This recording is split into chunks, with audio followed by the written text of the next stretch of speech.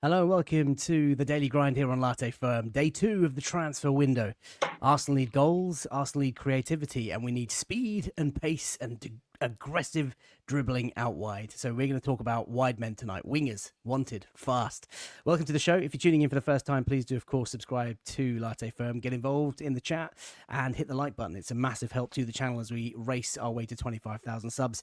Episode 1 was out yesterday with Alexander Moneypenny of The Different Knock and the Cannon Podcast, and more recently Sky Sports, our summer wish list. That is on the channel feed. Check that out now. But welcome, Dobbo. And it's been a long time, Dobbo. How are you? It has, and as we are literally starting this show, David Ornstein has just said about one of the players we're going to speak about, not for Arsenal, unfortunately. Brian Mbeumo has decided he wants to join Manchester United. Are you So joking? I am not That's joking. ruined what I was about to say about him. But listen, there are So United fans in amongst the people who watch this channel, so maybe you're going to enjoy what I'm about to cover. That's so bad. yeah, That's made me feel yeah. really upset. But Oh, apart from that news, I'm okay, and it means that they can get Mbeumo. We'll go get Rodrigo or something, so I can live with that. well, do you know what? That's proper made me flat. And you're going to find out why. We're going to show you some slides. We're going to talk about potential candidates. There are lots of them, lots of wide players out in the market. Arsenal need to be decisive. We need to move fast. We need to get cracking because there are some good players going out. Digi Scott says hi. Dan Alpha says hi. V Vlad's in the chat as well. Obviously different to a late night lounge, so we're not going to focus too much on the comments until we get to the player selection. Thanks for all the greetings as well from the chat. If anybody wants to follow Dobbo, he's available at Dobbo0107 on socials. Right. Dobbo, first place to start. What is the need for these wide players? As I bring up my slides as we normally have them, these are not the standards in terms of goals and assists from our wide men this season. Now, of course, there's a lot of context behind it, Dobbo, but just to kind of reinforce and bring back the misery that was from last season, the goals on the left-hand side. Let's not focus on the centre forwards because that's a poor showing as well. But Gabby Martinelli with 8 Premier League goals last season. Leo Trossard also with 8 Premier League goals. Bukayo Saka, of course, who missed most of the season, having got injured just before Christmas, with 6 goals. We'd expect a lot more from him. Ethan Nwaneri, to my surprise, my pleasant surprise, actually in there amongst our top goal scorers, despite having only a few appearances last year with 4. And then there's not really much else behind that. And the assists on the right-hand side, courtesy of the Premier League. Again, Bukayo Saka, our top assist guy with 10 assists prior to him getting injured, and of course the back end of the season. And then there's, a couple of players in there in Odegaard and Rice, and you've got to scroll down to Trossard and Martinelli there with 7 and 4 respectively, and Nwaneri with a couple off the bench. Now listen, Raheem Sterling's obviously a wide player, didn't make either of these lists. Surprise, surprise, that he's not going to be at Arsenal next season, you would hope. So that is the, the sort of opening statement, as if we were in court. We need goals, we need creativity, we need assists, and we just need depth. Relying on Saka and Martinelli to be our main men just hasn't worked, and injuries will always come and go at Arsenal, Dobbo. So would you agree with that? This is a key focus area for Mikel Arteta. Yeah, I think so. And I think the more frustrating thing, I think, for us fans is when something is so glaringly obvious as a fan, then you think, how do these people that are obviously they know more about football than we do? There's so many more layers than we could ever think of as a fan. But when we can see it screaming out for the last couple of years, when you had Arteta last season saying we need that X factor, we need this, we need that, making those comments to the public in his press conferences. And then we're sitting here still thinking, okay, now let's get a left winger. Now let's get a left winger. And the result of what we've had in terms of our left wing options, I kind of exclude Saka a little bit from these because when you look at his numbers pre-injury, I think they were pretty ridiculous. I think he was averaging a goal assist per game on average. I think he had 24 and 24 or something like that before he got injured. But unfortunately for kind of Martinelli and Leandro Trossard, it's not that they're bad players at all. They're not bad players. They're still good players. But I think if we are to kind of get into that final stage of actually getting over the line and winning a Premier League trophy, if we had a little bit more firepower or someone that just had that kind of ability to just have that killer instinct to put away a chance in the semi-final of a Champions League, because we had Martinelli had a glorious chance, we had Trossard had a glorious chance, each of them had brilliant chances in the semi-final. Martinelli had 2, he had 1 at home and 1 away. Trossard had a really good one at home, and unfortunately they just couldn't find the back of the net. So it's those fine margins where we're at as at a football club now. We've got the foundation, we've got a system that works.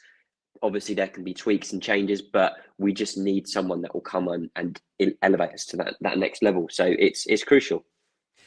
Look, before we talk about individual players, and of course, Taylor's observed very astutely that a quarter of the thumbnail already ruined with Brian and Buemo's news from David Ornstein tonight going to Manchester United.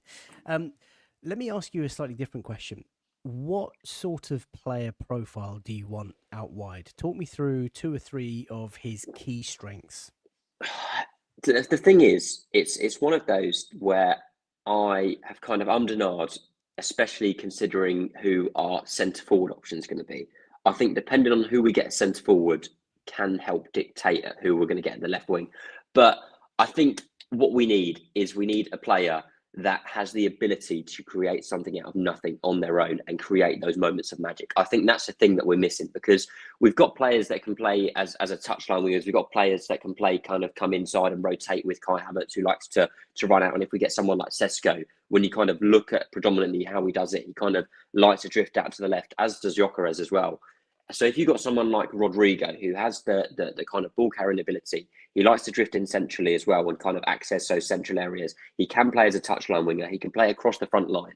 And he's just technically astute, and he's got that kind of killer instinct and a big moment player as well. I think we need a big moment player, because when you look at where we've lacked, it's kind of been in these moments where you need a player to get the game on their head. We can't just look at Saka every time. When you look at PSG in the Champions League final the other day, you had players all over the pitch that were ready to go and create a moment.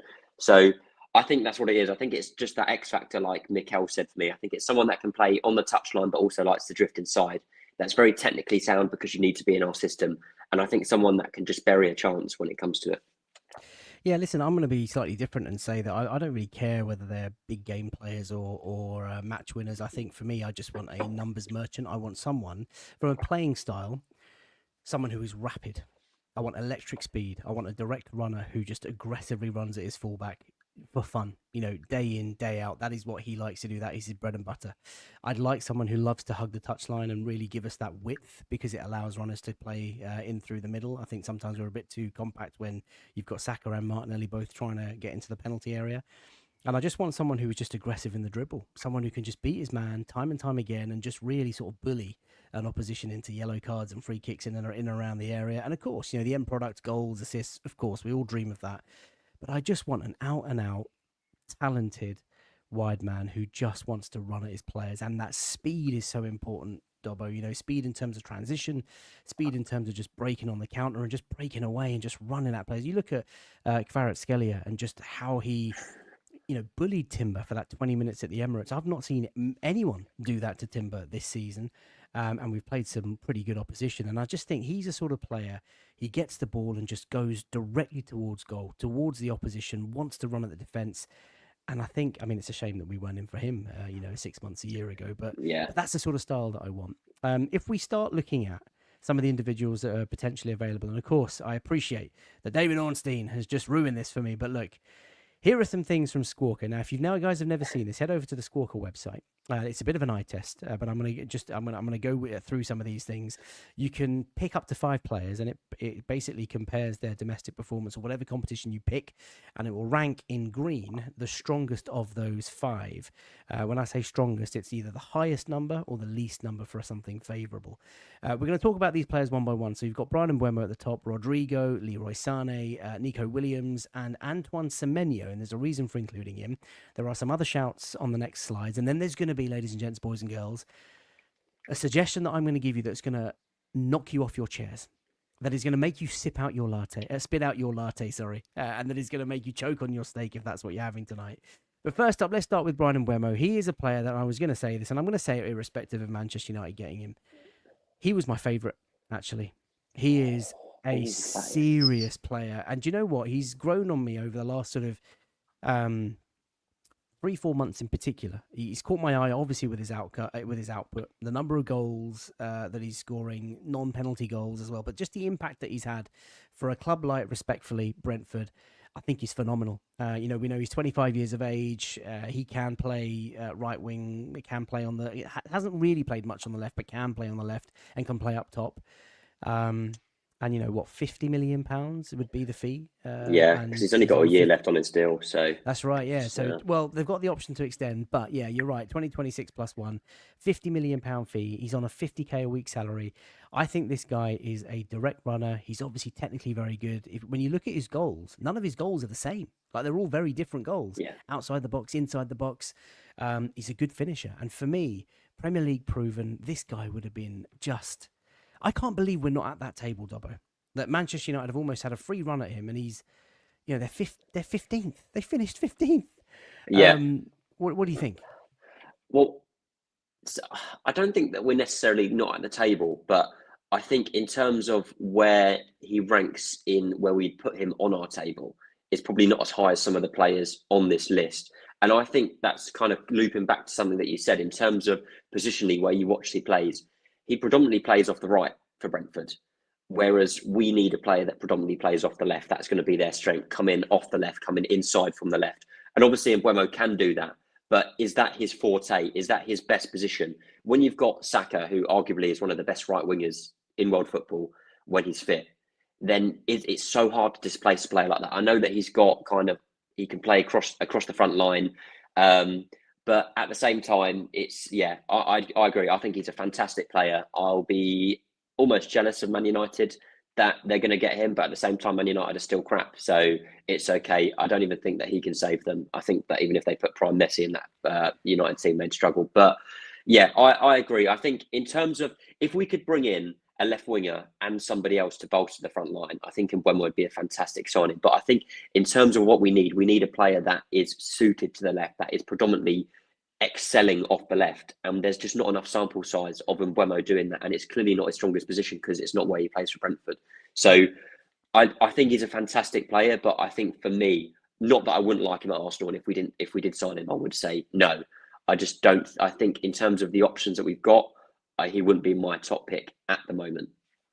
For me, he's a great player, and there's a lot of people in the chat sort of asking where would we play him. I mean, Saka's obviously owns that right hand side, but Saka, of course, is injured, and we have to see how he sort of recovers over the next 6 months, year, before he gets back to his explosiveness. I think you can never have too many good players. You can never be stacked of attacking options, and this is a club that's been criticised for not going strong in domestic cups, for falling short in the Premier League. I just think we need talent, and to your point, Dobbo, it is harder to find a left winger. The players that we featured tonight, most of them are actually right-sided. But when you look at his stats, like he's got the second best take on success at dribbles. He is really good with the ball, and obviously he's devastating in front of goal. He's a goal scorer, 20 Premier League goals. I think it's an opportunity missed. The next one is a player that you like, and of course it's going to a different league, different country. It is Rodrigo of Real Madrid, who actually shines quite well here in terms of chance creation, number of shots on goal. Also, his work rate, interceptions and ball recovery is really high. But of course, he plays for Real Madrid and he plays in La Liga. What do you make of his appeal? I think he is a fantastic player, and I think that he's a sort of player that would have an Alexis type impact on the team. Wow.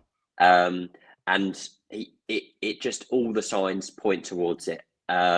And I think the difference as well, though, is that he wouldn't be an Alexis impact type winger coming into an Arsenal when Alexis came into Arsenal. He'd be coming into an Arsenal that have the foundations to compete for the Premier League and for the Champions League, and are now adding the diamonds to the crown rather than adding the diamond to a mud crown. Because that's unfortunately how we just didn't have the foundations to do it when we had Alexis and Özil. We had fantastic players, but for me, I think he's a fantastic player, and I think if there's an inkling of him being on the market, I think Arsenal have to be on the table, because I think the impact that he can have would be phenomenal. When you look at him, he can play across the front wing as well. He's one of these players that can do that. But when you look at his stats, kind of adjusted across the front line, left wing, right wing, and kind of as he plays a second striker almost sometimes, his stats are phenomenal at left wing. He can play at the touchline. He likes to drive inside, especially if we're getting someone like Sesko, who is, for his stature and for his height, is an excellent dribbler. He's great with the ball. He likes to drift out to the left. So if you've got someone that can play on the left but drifts centrally, it just suits the system that we be building perfectly, as well as if we played Havertz instead of a Sesko, if we are to get Sesko. But for me, he's the man. It's going to be a big operation in terms of transfer fee. He's on a fairly big salary, I think €240,000 a week. You'd probably want to bump on that. But we are at a point where we need these players that are going to break the bank because we've got the money, and it puts a statement down to the league and to Europe that we are here, we are at the table, we are buying a player that has featured in the starting 11 of a Real Madrid team that has won La Liga, the Champions League in the last couple of years. It's a statement signing as well. It would be a statement signing because we'd have to part with maybe 80 to 100 million odd euros if you believe the reports. You say his wage 240 odd thousand euros a week, and he'd probably want an uplift on that. No doubting his talent, and to your point earlier, he's got the best out there in terms of winning goals per 90. He also creates more chances than any of the five on screen per 90, but he does play for Real Madrid. My nervousness around Rodrigo, look, every player is a gamble, and when you spend that sort of money, it's got to be a sure thing. I mean, Declan Rice was as sure thing as you can get. We knew he'd come in and lift the game, and he's done that. My only nervousness is around motivation. Once you've won it all, seen it all, done it all at Real Madrid, do you come to to England, to a new league? I suppose he's still young. He's 24 years of age. Do you come here with that hunger? We've seen it with Casemiro, of course, is at the wrong end of his career. But you leave the big lights, the sort of fairy tale of playing at the Bernabeu, and then you come and the acclimatization. I'm not sure. It's a big fee to pay. Somebody else who is effective in terms of winning goals and has had a successful season, but is not being retained by Bayern Munich, is Leroy Sane. He's been linked with Spurs, Dobbo. But Sane, look, 29 years of age, would be a free transfer, given that his contract is up for expiry, is on a huge wage at Bayern Munich, and would probably command a long-term deal. Thoughts on Sane?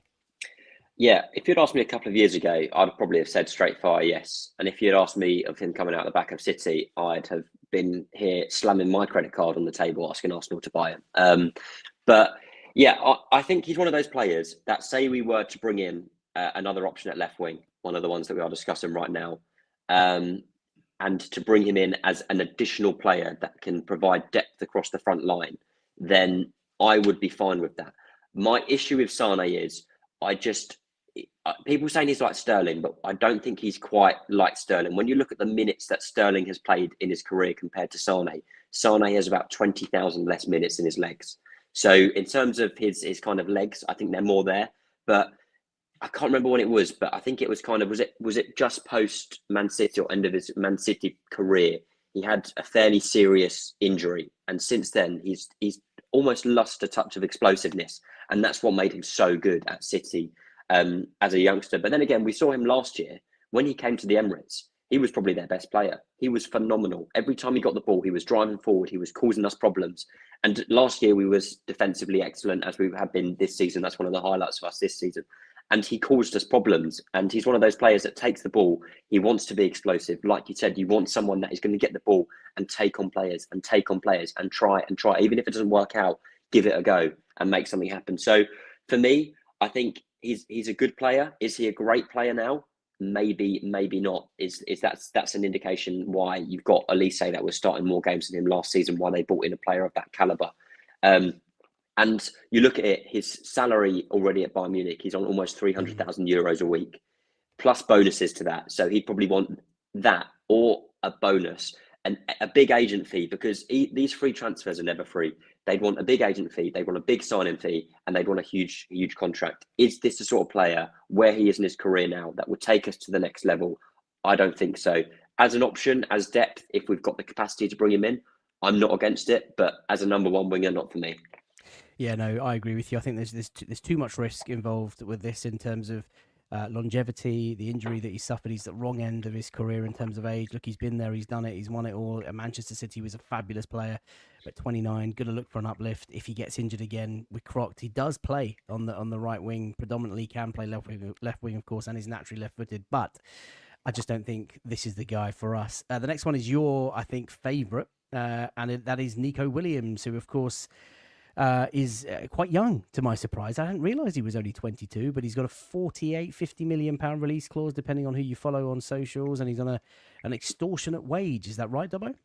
Yeah, so it's a 58 million euro release clause, and I think Bilbao are one of those clubs that would want it in one go, unless you said, okay, we'll give you 75 million euros and we'll pay it over 3 years. Then that's probably the only exception. But either way, I think the problem with Nico Williams for Arsenal and a lot of clubs is just the financial outlay, because like you said, it's a release clause. They want it in one go. He's already on the Basque tax, as I like to call it. So his contract's already well over 200,000 euros a week. I think he wants about 300,000 a week from any club that he goes to, especially in the Premier League, At 22. which at 22. So you're already opening up the scope for him to want even more when a contract renewal comes down. I think the workaround with that would be to give him a lower base salary with a lot of inclusive kind of bonuses to the contract, because then if he explodes, then at the same time you're paying him more, but you're getting value for that money that you're paying him, because obviously the bonuses are there. Someone's just said that, yeah, it looks like he's going to have surgery on his thigh, I believe, as well. How is he going to react to that? What's his recovery time going to be like? So is that going to affect a transfer this summer? I know that Arteta loves him. I know that we've wanted him for a while. And personally, I love him. I think that he's a player that put him in the right system, and I think that he'll explode. I think sometimes in football nowadays, there's too many people just looking purely at goals and assists. And a lot of these people don't watch that many minutes of a certain player. They don't watch the characteristics. They don't see what they have in the locker. When you look at Nico Williams for Spain, when he was in an elite system in the Euros, he was one of their best players. He was absolutely fantastic. I think, like you said as well, he's one of those electric players that every time he gets the ball, he looks up and he drives at his man. He wants those one-on-ones. He wants to take on his man. He can do it all. He's got everything in his locker to explode. And I think in an elite system with elite players around him, I think that the GA would just go through the roof. So I think for me, if there's no injury concerns post-surgery potentially, and if we have the financial capacity to do it, then absolutely bring him to my club. But there's, as we've said, just in that kind of spiel for a couple of minutes, there are a lot of ifs and buts of maybes on salary, on price, on injuries potentially now. So let's see. Yeah, listen, as Vlad said, look, he's probably the most direct, running, aggressive, sort of dribbling sort of player out of the four that we've covered so far. He obviously scores highest for assists, an assist every 2 games. He crosses the most out of all of these wide players. He's taken on more players successfully than these wide players. I did read an article today about him, his take on success being quite low, as you can see there. He would be frustrating, as was described by the author of that. And I don't know what his off the ball work rate is like. But look, as a player, you're right. Age, technique, transfer fee is reasonable. Release clause kind of works in our favor, but the wage really puts me off. So we're gonna have to wait and see. And someone else who just talking about sort of off the work rate, this is a sort of curveball, but it's Antoine Semenyo down at Bournemouth, who's had a really sterling season, and he caught my attention not through any sort of performances as such, but when the Monday Night Football team on Sky Sports did a Team of the Year at Christmas, the calendar year. Neither Gary Lineker nor Jamie Carragher had included him in their teams, but the Sky Sports studio did a stats team, and based on output, based on off-the-ball work as well, his numbers were insane. This is a guy who loves to take on players. You can see he's got the highest take-on success rate out of these 5 players. This is a guy who creates, who scores, who is aggressive with his run. A little bit older, 25 years of age. I guess fee would be sort of maybe 50, 60 million pounds, and he's on a 50k a week salary. But this is a guy who works so hard off the ball recoveries, interceptions, duels as a wide man. Is this the sort of guy that you might turn to now that Brian Mbeumo's off the market and 1 or 2 others are a bit too expensive? It could be. And I think the best way to look at a player like this is someone could go, oh, he plays for Bournemouth. He came from Bristol City a couple of years ago. But when you kind of look at some successful players that have kind of come into the league, when you look at Liverpool under Jurgen Klopp, one of the best players under Klopp was Sadio Mane, who they bought in from Southampton, who was one of those players that was kind of setting it alight a little bit at Southampton. You could see that there was a really good player there, and they kind of just needed just put him in the right system with the right players around him, and then he can kind of explode and show what he's got a bit more. And I think Semenyo is one of those players that falls into those brackets. And like you said, he's got kind of the best of both worlds in terms of what Arteta wants in his ideal winger. He's got the work rate, so he's got the off the ball work as well. But on the ball, like you said, he's direct. He takes a lot of shots. He takes a lot of dribbles. He takes players on a lot. He tries to make things happen. And when you said of the perfect winger that you want, that's who we want. He's Premier League proven. He plays off the left. His stats are good. He passes the eye test. and he's not going to cost a fortune. 50 million in today's day and age for a 25-year-old is not that much when you consider he's on £50,000 a week. So even if you tripled his salary to 150 grand a week, that's still not a massive outlay for the top clubs in terms of the players. So yeah, he's a player that definitely intrigues me. And if we got him, I wouldn't be too disappointed. But at the same time, I think there would still be questions asked. Is he that player to take us to the next level? Because I think that's what we've got to be discussing here. Is he really that player that will elevate us and propel us to that next level? Because that's what we need in a player on the left wing now. Well, to be fair, I don't think Brian and Brehm would elevate us, given that I've just sort of said that he would have been my number one when I was looking at this slide. But I think that there's a case, Dobbo, for saying we need players that will elevate us and take us to that next level. But there's also a case, Dobbo, just to say we just need depth. We need more than Martinelli and Saka. We need more than Wanyeri and Trossard. We need at least two more. Plus a striker, that's the sort of thing that it's going to take for us to be able to rotate properly, to avoid injuries, to cover injuries, and to go strong across all four fronts next season. I think there is going to be a player that will come in and just be part of the squad, but you're taking someone who's the star of a team, coming in and embedding them into a competitive squad. For me, the age profile is right, the experience is right. He's Premier League sort of acclimatized, proven, as lots of people have talked about. And he is a predominantly left winger. It's interesting, when I was Googling him, the AI on Google says that Manchester United have signed Semenyo. So I wonder if that's I don't know what United are doing, but there we are. Those are the five that we wanted to kind of just talk about briefly, sort of, individual player profiles. Hopefully you guys have enjoyed that in terms of age and contract situations and salaries. Let me know in the chat who you think you would want, as you guys have been doing so far. I'm going to chuck three further names at you. These have been popular in the chat already. Kwaru Mitoma down at Brighton, 28 years of age, of course. Really, really talented boy. Has a PhD in dribbling. Eberechi Eze, of course, who won the FA Cup, former Arsenal academy player, was released at a young age and now has made a real name for himself. And at 26, I think, he's at the right age. He's also just given an interview recently where he just wants to win everything in the game, and he was pictured with Saka out in the Formula One grid. Let's not talk too much about that. And then, of course, you've got Ademola Lookman, who's moved around a lot, Dobbo. Like, so many loan moves. Has spent a lot of time in England. He looks settled at Atalanta. He's slightly older, 27 years of age. Would be expensive. They're talking of a 70 to 80 million pound fee. And of course is now in Serie A. I mean, do any of these three grab your attention before I chuck a curveball at you? Of the three, if I had to pick one, I'd pick Eze. But he's one of those players that, is he really that kind of left wing profile per se? He's kind of more of a. It's where would he play in the team? He'd play, but would he be that kind of left wing? He's kind of a left wing attacking midfield, 8 hybrids type player, one of those roles. But I think if we could get Eze, I think he'd be a fantastic player. But I think that he's not the per se left wing. Not that I wouldn't want him in the team. I think that he could be fantastic for us. And I think, unfortunately, with Eze, I have a really weird hunch that he's going to end up at another team in North London. Oh no! Which don't ask me why. I just have a feeling that he is. But yeah, I think it's hard, isn't it? Like you said, these players are all good players in their own rights, and it's hard to turn your nose up at any of them. But I think for us, it's got to be. It's got to be a player that is going to work right for our system, is the right profile. I think profile is the most important thing. And like you said, isn't going to crucify us financially. If it's a player that's worth the financial outlay, then absolutely yes. But at the same time, it's got to fit kind of all the criteria that Arsenal want. But if you had to ask me if I could pick one of those three players to bring through the door at Arsenal tomorrow on the right-hand side, I would pick Eze. I like Eze, obviously. I think he's a great player. I just don't think he's anywhere near the top of our priorities. I think Eze is the sort of player that if we get what we need, so a centre forward, an out-and-out winger, a central midfielder, perhaps Zubimendi, a reserve goalkeeper, or maybe even a number one goalkeeper, because Mikel Arteta's a bit of a lunatic. Then you get Eze, then that's awesome.